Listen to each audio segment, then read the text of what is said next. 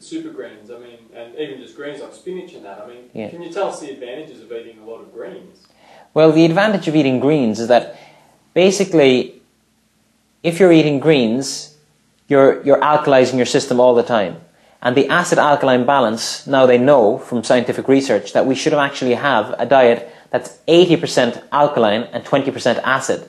Whereas most of the Western diets are probably 70% acid and only 30% alkaline. So what greens do is they actually alkaline the whole system. Barley grass is a very powerful alkalizer. It's one of the most powerful you can get. Chlorella is another one. But a great way of alkalizing on a daily basis is to eat plenty of greens in your diet. Broccoli, spinach, and green beans. Kale. Basically, kale, anything that's green. Yeah. Just eat anything that's green and eat a lot of it. Fresh salads, because the other side of eating a good salad is that when you cook your food, you destroy a lot of the enzymes. Right. And that's why so many people that are eating processed foods, they're having stomach problems, digestive problems, and it's because they're lacking natural enzymes which you get from uncooked foods. Yes, yes. So once you cook the foods, you destroy the enzymes.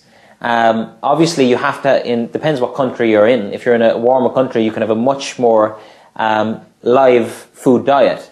Whereas in colder countries, you do need warmer foods. But it's good to have salad with your soup and salads with your main meal all the time. Because there's so much more minerals and vitamins left in an uncooked tomato or salad, Yeah. all the different vegetables. Yeah.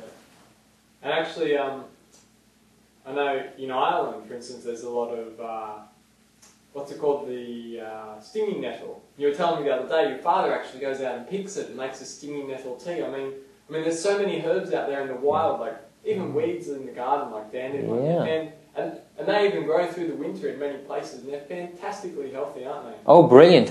Nettle is an anti-inflammatory. Right. Plus, it cleans the blood. Yes. They've been using nettle for hundreds and hundreds of years, if not thousands of years, in Ireland as a traditional remedy. Plus, hawthorn is a great one for the heart. Yes. Dandelion is great as a diuretic. And there's so many things in nature that we can learn about, that you can go out in your back garden and pick them, make a soup and drink it. And it's very beneficial for your system. Yeah. Another thing in the vegetarian diet is proteins. That's one of the main issues with people when they're asked, why would you be vegetarian? They say, how am I going to get my protein? But over the years, actually, the dairy industry has its propaganda, basically. They've told us that we have to have all this protein, but the body actually needs very little protein, but what it needs is quality protein. And basically, if you have a really good diet of vegetables, nuts, seeds, you're getting plenty of protein, and not only are you getting protein, you're getting really good protein that's unprocessed, undamaged, and the body can use.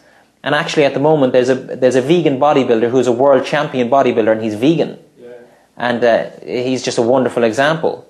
I've seen pictures of him. He's amazing. Yeah, and he even said that they asked him to see if a specific diet. He said no, he just eats plenty of everything, but it's all vegan. Yeah. And the guy is amazing. Yeah. So basically, then you can go back to dairy products, which are very mucus forming, Yeah. processed. My God, most yogurts are pasteurized, which destroys all the enzymes in them. Yeah. Milk, the milk that we drank 20 years ago isn't the milk you're drinking today. Yeah. And even at that, dairy products are very fattening. Yeah. They can cause heart disease. They're very processed. Well, thanks, Mark. That's been very informative. That's great. So, Anytime.